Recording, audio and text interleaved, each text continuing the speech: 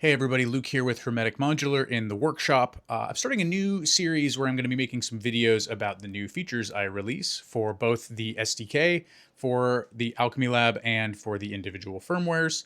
So with that, this is the first video. Here we go. Hopefully it goes well. So to start off, I want to highlight some new features on the website, namely a rework of the firmware updater and presets manager.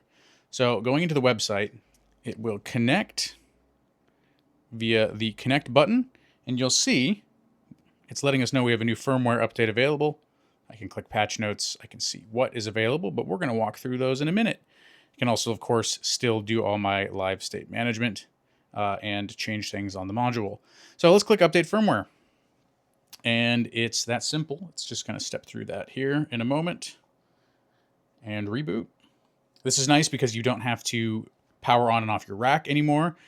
All right, let's look at what these new features are. So first of all, if we look at Ecoa, you'll notice that the first page is green, the second page is very red, and then the third page is blue. This is a problem if you are colorblind. These are very hard and difficult contrasts to see, which I really should have seen coming.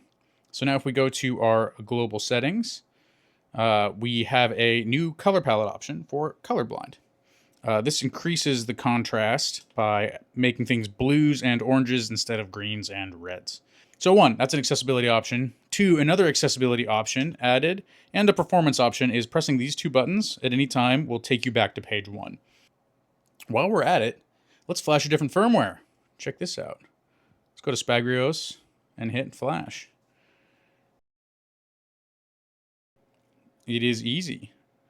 We have changed our firmware out. Well, 80% of the way there. Now we've changed our firmware out.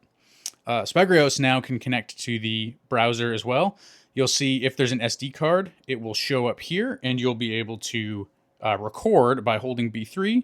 If I hold this, it will start a recording, which it won't do now. If I was really smart, I would have put an SD card in here for this demo. But hey, it's the first time. We're flying by the seat of our pants. Something very exciting to share is finally I've put together some good documentation. If we go up here on the website and we click Docs, you'll see there are now documentation pages that explain all the fundamentals, walk through some deeper reference of the various control surfaces and what you can do with them. So walking through setting up virtual knobs, virtual buttons, which also got an overhaul in this release, as well as understanding things like how to configure the parameter lock.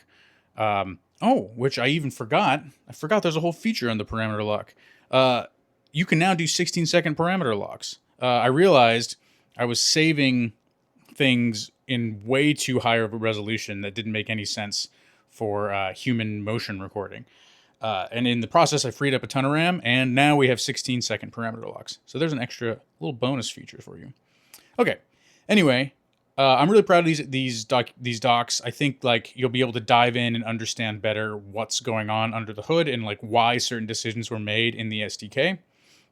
And these are designed to help you understand the audio loop, the control loop, as well as be that deeper reference. Also conveniently, you can understand the kind of API for programming the LED rings. You can see like here on Spagrios, which I just have kind of running here, we've got like an overdraw of the phase of the phaser that is currently enabled here, and we can speed up that. How is that happening? Well, this will explain it, and you'll get demos. So I have code examples along with demos of what they look like. Other than that, just a few more bug fixes. You can find all the details in the merged PR on the SDK. There was I made this annoying mistake where when you opened the settings menu, it was failing to route clock signals into the PLL on the default SDK. I don't think anybody even encountered that bug but I did, and it was annoying. So that's fixed. Otherwise, I hope you enjoy the latest updates, and you can update Ecoa and Spagrios to get your accessibility features on Ecoa, as well as your SD card recording for your master mix on Spagrios. And I hope you enjoy the documentation, and it helps make working with the SDK a lot easier. Thanks. Luke out.